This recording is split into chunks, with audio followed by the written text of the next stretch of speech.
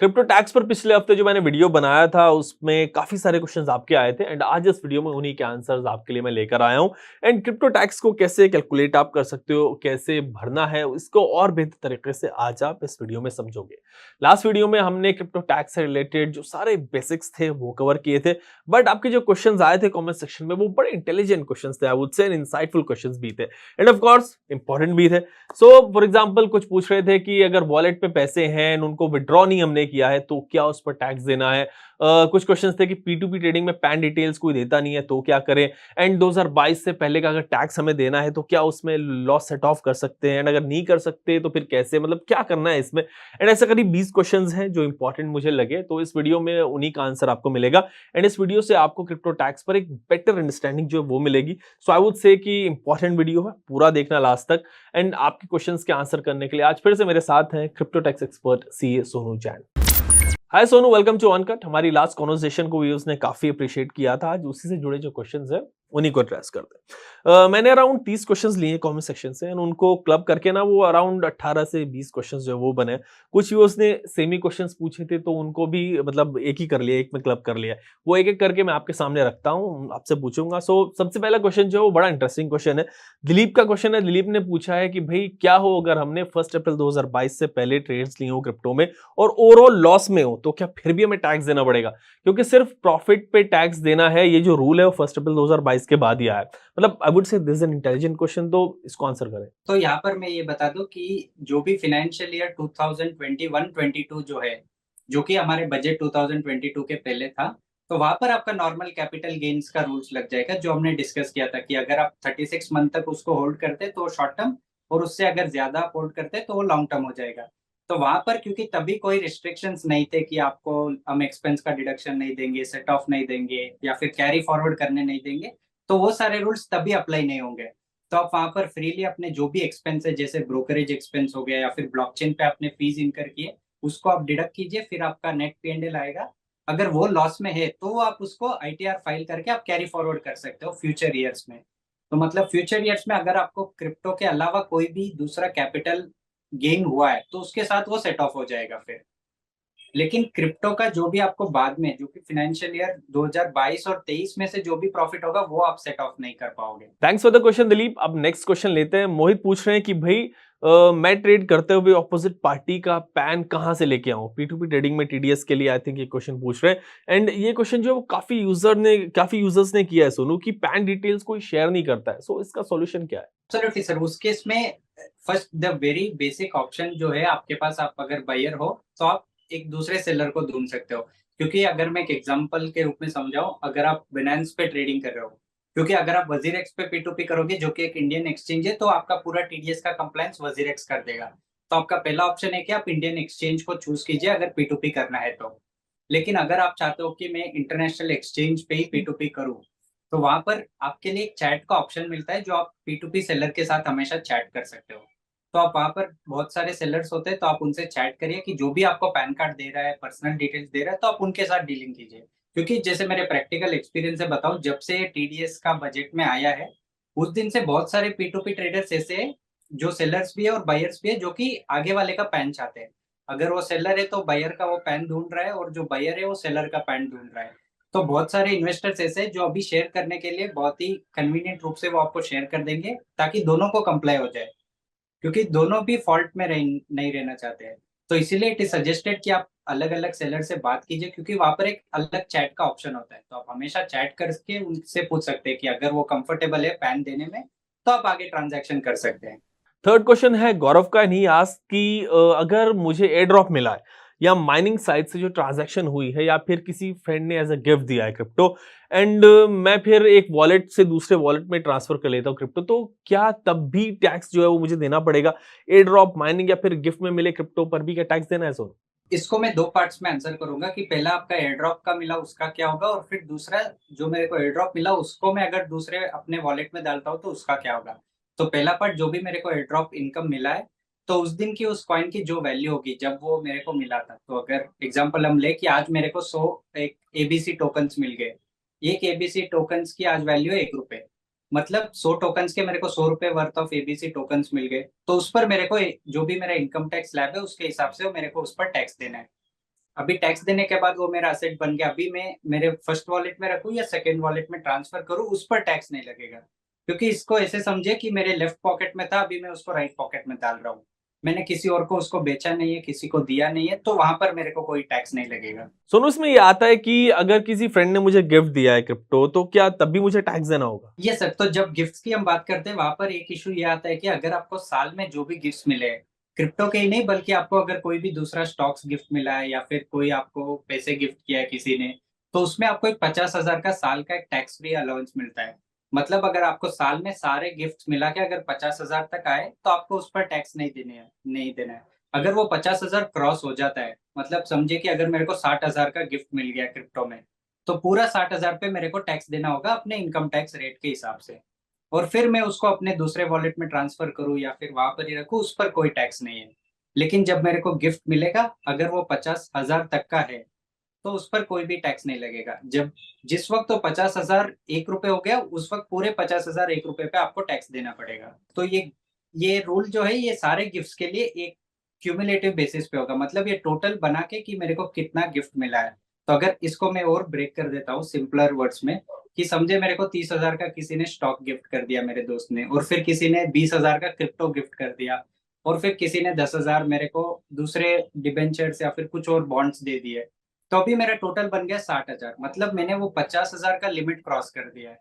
तो अभी मेरे को पूरे 60,000 पे टैक्स देना होगा, जो भी मेरा इनकम टैक्स स्लैब रेट रहेगा उसके हिसाब से। तो इसी में अगर मैं इसको ये एग्जेम्पशन की बात कराऊँ, तो समझिए कि मेरे को 30,000 का क्रिप्टो गिफ्ट हुआ था और फिर 20,000 का स्टॉक गिफ्ट हुआ था।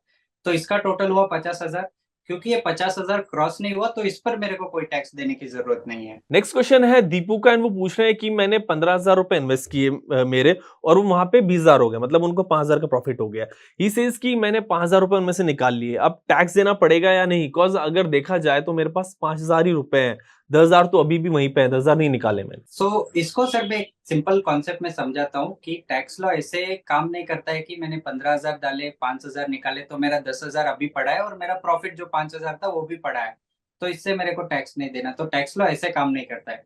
तो टैक्स लॉ आपको बहुत सिंपल चीज बोलता है कि आप उसको एक अकाउंटिंग बेसिस से करो। जैसे फीफो हो गया, फीफो का मतलब ये है कि समझिए मैंने 1 को बिटकॉइन परचेज किया 10 लाख का, मैंने 2 को बिटकॉइन परचेज किया 15 लाख का, अभी मेरे टोटल 35 लाख के परचेस हो गए। अभी मैंने 3 को सेल किया 5 लाख का, लेकिन उस 5 लाख में मेरा 1 लाख का प्रॉफिट था।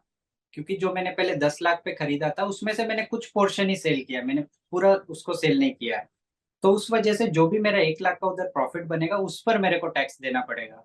तो अगर मैं इसको क्वांटिटी भी इसमें इन्वॉल्व करके बता दूं, कि समझे ऐसे कि 1 को मैंने 100 यूएसडीटी परचेज किया एट ₹80, 2 को मैंने 100 यूएसडीटी परचेज किया एट ₹81, और 5 को मैंने 10 यूएसडीटी सेल किए एट ₹82। तो इसमें क्या होगा कि मेरा पहला परचेस मैं देखूंगा, मेरा पहला परचेस था ₹80 पे, और आज मैंने बेचा है ₹82 पे। मतलब हर यूएसडीटी जो मैं आज बेच रहा हूँ, उस पर मेरे को ₹2 का गेन हुआ है। तो उस ₹2 के गेन पर मेरे को टैक्स भरना है। तो ये इर्रेलेवेंट है कि मैंने 15,000 डाले और फिर मेरा अभी 10,000 पड़ा है उधर। तो वो वैसे कैलकुलेशन नहीं होता है, ये ट्रांजैक्शन लेवल पे आपका कैलकुलेशन होगा। जो भी आपने पहले खरीदा है, उसमें से आपका आप बेच रहे हो, वो कॉस्ट मैचिंग होके फिर वो आपका प्रॉफिट कैलकुलेट होगा। ओके सोनू, एक और क्वेश्चन है जो कई व्यूअर्स ने पूछा है एक्चुअली। इसमें फिरोज पूछ रहे हैं कि सर जी, प्रॉफिट बुक एक्सचेंज पर अगर कर लिया हो और बैंक में प्रॉफिट जो है वो नहीं लिया, विड्रॉ नहीं किया हो, बैंक में नहीं लाया हो, तो क्या उसमें टैक्स देना पड़ेगा या नहीं? ये आप क्लियर करें क्वेश्चन। एग्जैक्टली सर, ये क्वेश्चन जो है, ये बहुत सारे इन्वेस्टर्स के माइंड में है कि मैं सिर्फ क्रिप्टो में ट्रेडिंग कर रहा हूँ, मैंने आईएनआर में लिया नहीं है, तो मेरे को टैक्स नहीं देना पड़ेगा। ये बहुत पॉपुलर मिसकॉन्सेप्शन है। अगर मैं बोलूँ, बहुत सारे ट्रेडर्स क्रिप्टो कम्युनिटी में बिलीव करते हैं कि जब तक वो आईएनआर में नहीं आएगा, टैक्स नहीं लगेगा। तो अगर मैं इसका एक सिमिलर चीज बता दूं, तो अगर हम स्टॉक्स का ही एग्जांपल ले ले, तो ये जो इन्वेस्टर्स का लॉजिक है कि अगर मैं जेरोडा पे ट्रेडिंग कर रहा हूँ, मैंने उधर प्रॉफिट कमाया है, लेकिन मैंने प्रॉफिट विड्रॉ नहीं किया है, तो मेरे को उस पर टैक्स नहीं देना है। तो मतलब टैक्स लॉ ऐसे, फिर से ये ऐसे काम नहीं करता है। वो मेरी पर्सनल चॉइस थी कि मैंने उसको आईएनआर में विड्रॉ नहीं किया, प्रॉफिट मैंने बुक कर लिया, लेकिन मेरी पर्सनल चॉइस थी कि मैंने उसको विड्रॉ नहीं किया। तो टैक्स लॉ आपके पर्सनल चॉइस पे नहीं जाएगा। जिस दिन आपने कुछ भी पैसा कमाया हो, उस दिन का आपका जो भी टैक्स लगेगा, उसके हिसाब से आपको टैक्स तो देना पड़ेगा। इसीलिए जब भी हम देखते हैं कि टीडीएस भी उसी पर्पस के लिए लाया गया है, ताकि जो भी आपके ट्रेड है, जो भी आपके सेल है, वो at the very first instance आपके ट्रैक हो जाए। क्योंकि जब आपके सेल ट्रैक हो जाते हैं तो फिर आईटीआर में ऑटोमेटिकली गवर्नमेंट उसको मैच करेगी जो आपने आईटीआर में डिक्लेयर किया है कि सेल वैल्यू मैच हो रहा है या नहीं। नेक्स्ट क्वेश्चन में शुभम सेज की फाइनेंशियल ईयर 2022-23 में लॉस जो है वो क्रिप्टो में ऑलमोस्ट 11 लाख है एंड गेन सिर्फ 3 लाख है। Now what to do? Shubham 11 lakh का लॉस, मतलब दैट्स ह्यूज। सो शुभम को क्या करना चाहिए? सोनू जरा बताएं, हेल्प करें। ये सर, तो आइडियली जो टैक्स लॉस है अभी के लिए वो आपको लॉस सेट ऑफ तो अलाउ नहीं करेंगे, तो जो भी आपका 3 लाख का इनकम है उस पर तो आपका 30% से टैक्स लग जाएगा और बाकी का 11 lakhs का इज डेड लॉस। तो मतलब इफेक्टिवली अगर आप कैश लॉस निकालेंगे तो 11 lakhs तो आपका लॉस है ही। 3 लाख का तो आपने प्रॉफिट कमाया, तो मतलब 8 lakhs का आपका नेट प्रॉफिट हुआ, लेकिन उसमें से आपका टैक्स भी डिडक्ट होके आपका लॉस बढ़ जाएगा। नेक्स्ट क्वेश्चन है स्टेकिंग पर। एक यूजर है चैम्प टेक्नोलॉजी, उन्होंने अपना नाम रखा हुआ है। ही आस्क की गुड मॉर्निंग सर, क्या क्रिप्टो स्टेकिंग पर भी टैक्स और टीडीएस देना पड़ेगा? यदि है तो कैसे उसको कैलकुलेट करें? Please address this question Sonu. तो अभी के लिए जो क्रिप्टो स्टेकिंग है उस पर अभी के लिए डिपार्टमेंट से कोई क्लैरिटी नहीं है कि इसका टीडीएस कैसे होगा, क्योंकि यहाँ पर बहुत सारे इश्यूज है। जैसे अगर मैं स्टेकिंग की बात करूँ तो आप डायरेक्ट जाके इथेरियम ब्लॉकचेन पे स्टेकिंग कर सकते हो, या फिर आप बिनेंस पे जाके बिनेंस एक कस्टोडियन के फॉर्म में आपका इथेरियम लेके वो अल्टीमेटली जाके इथेरियम में स्टेक करेगा। तो ऐसे इसमें बहुत सारे प्रोसीजर है जिसमें से स्टेकिंग हो सकता है और सबके अलग अलग फीस होते हैं, सबके अलग अलग टाइम फ्रेम होते हैं कि ये कैसे काम करेगा। तो अभी के लिए उस पर कोई क्लैरिटी नहीं है कि उस पर टीडीएस लगेगा या नहीं, तो इट इज ऑलवेज एडवाइजेबल कि आप एक टैक्स एक्सपर्ट से बात करके फिर आप उसका टैक्स इम्प्लीकेशन निकालें। सोनू, एक बड़ा जेन्युइन क्वेश्चन आया है, बड़ा बेसिक क्वेश्चन है। इसमें अश्विनी पूछ रहे हैं कि भाई एक साल में 20,000 ट्रांजेक्शन मैंने की है, मान लो मैंने कर ली है, सो हाउ टू कैलकुलेट कितना लॉस और प्रॉफिट हुआ है? मतलब आई एग्री विद अश्विनी, मतलब इतने ट्रांजेक्शन को कैसे मतलब बंदा कैलकुलेट करेगा? अगर एक एक को लिखने लग जाएगा 20,000 रुपए, मतलब इट्स नेक्स्ट टू इम्पॉसिबल यार, कैसे कर पाएंगे? सो ऐसे में क्या करें? एग्जैक्टली सर, तो ये एक मेजर इशू है ना।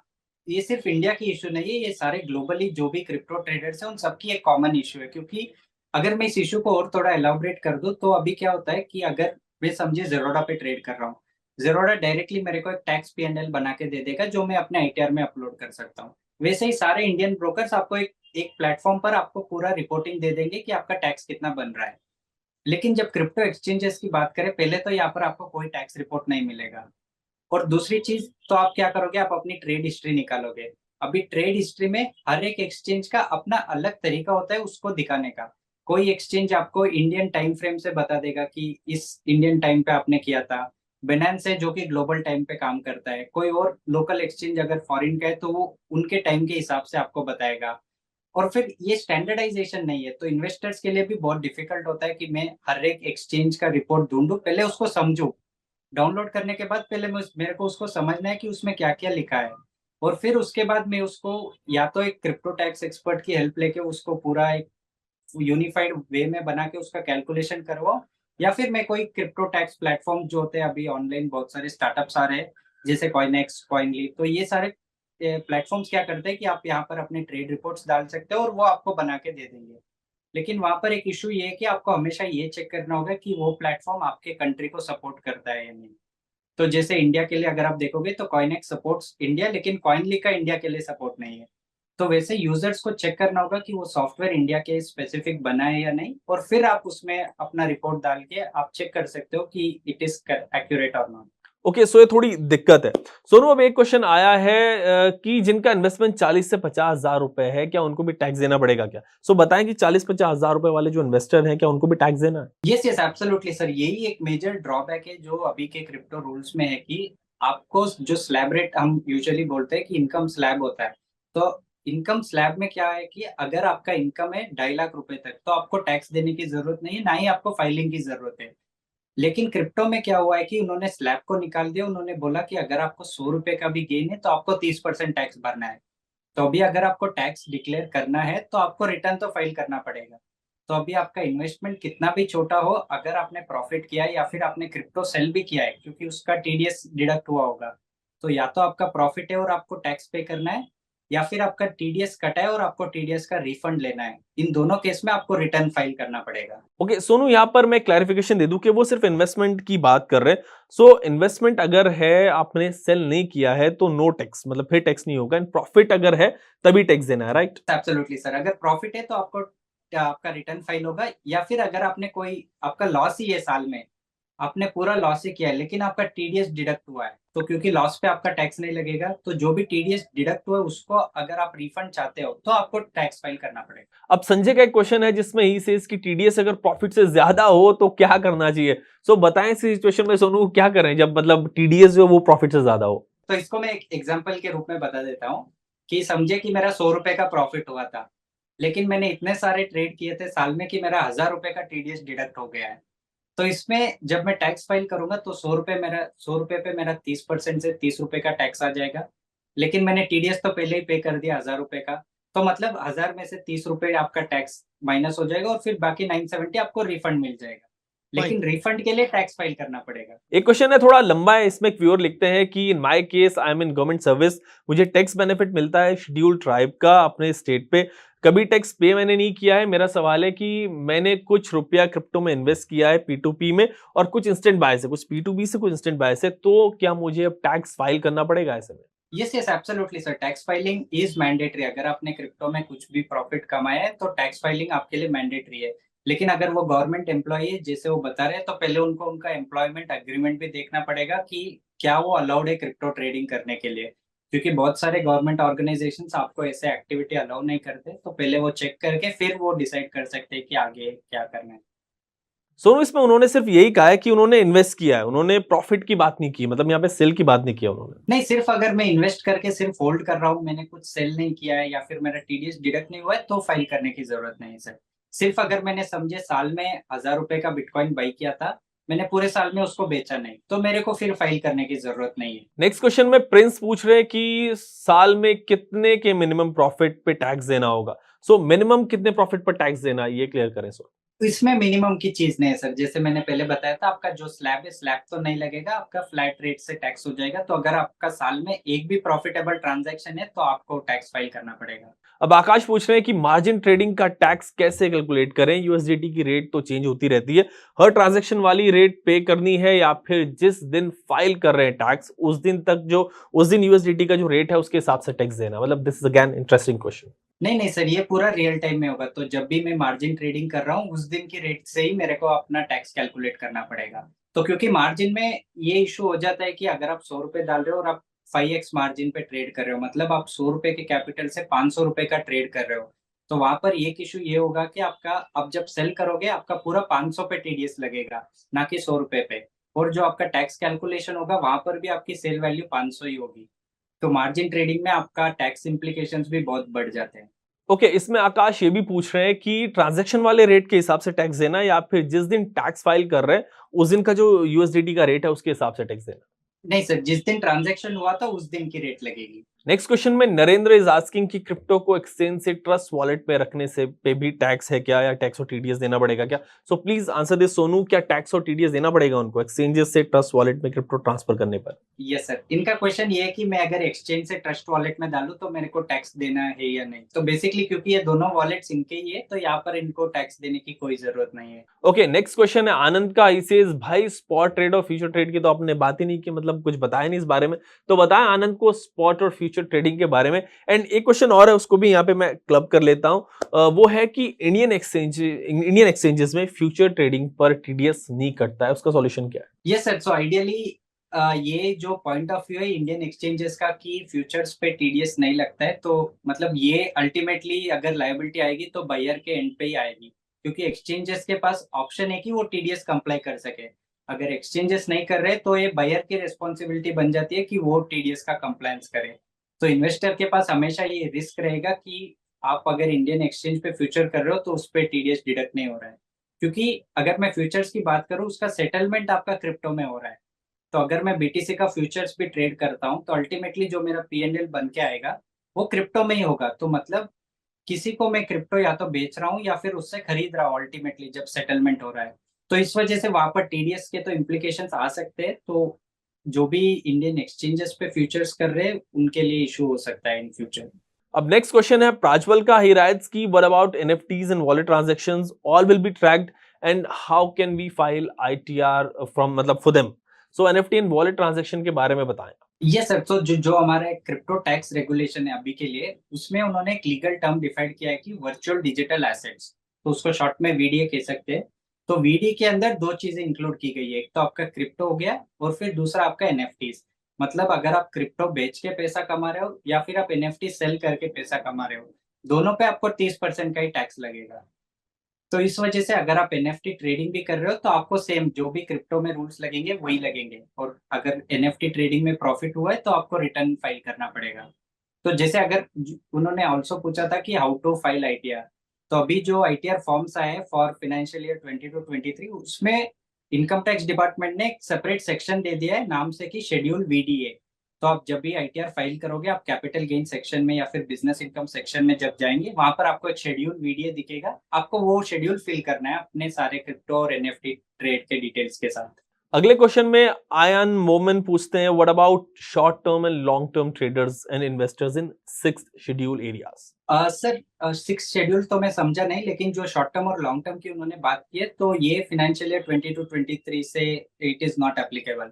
तो जो भी आपका क्रिप्टो का ट्रेडिंग होगा उस पर आपको फ्लैट 30% टैक्स लगेगा, या वो शॉर्ट टर्म है या long term, it is irrelevant. मतलब उससे कोई फर्क नहीं पड़ता है कि आपको कम टैक्स लगेगा अगर लॉन्ग टर्म है, क्योंकि गवर्नमेंट ने वो पूरा स्कीम ही निकाल दिया है। तो अभी क्रिप्टो में अगर गेन्स हो रहा है तो आपका वो सिर्फ कैपिटल गेन से कहलाएगा, ना कि शॉर्ट टर्म या लॉन्ग टर्म। नेक्स्ट क्वेश्चन है मार्जिन ट्रेडिंग पर, एंड इसमें एक व्यूअर लिखते हैं कि ब्रो मैं P2P मर्चेंट हूं यूएसडीटी का, और हमारा जो मार्जिन है वो 1% से कम होता है, एंड एक साल में तो 20 बीटीसी वैल्यू यूएसडीटी ट्रेड हो चुका है, वहीं कुछ अराउंड 30,000 रुपए घुमाकर। तो ब्रो कैसे हम टीडीएस दें, हमारा मार्जिन उससे भी कम है। सो इस क्वेश्चन को आप हैंडल करें। इनका ये कहना है कि टीडीएस 1% से लगेगा ट्रांजैक्शन पे, लेकिन इनका जो प्रॉफिट मार्जिन है हर ट्रांजैक्शन पे वो 1% से कम का है। मतलब अगर वो टीडीएस भी डिडक्ट होगा तो उसमें से थोड़ा पोर्शन इनके जेब से जाएगा, क्योंकि प्रॉफिट तो डिपार्टमेंट को टीडीएस के फॉर्म में जाएगा, लेकिन कैपिटल भी इनका चले जाएगा। तो ये एक इंडस्ट्री की प्रॉब्लम है अभी के लिए, क्योंकि 1% तो बहुत ज्यादा है ही, लेकिन P2P ट्रेडर्स क्योंकि उनका मार्जिन ही 2.5% से कम होता है यूजुअली, और on an average it is 0.5%।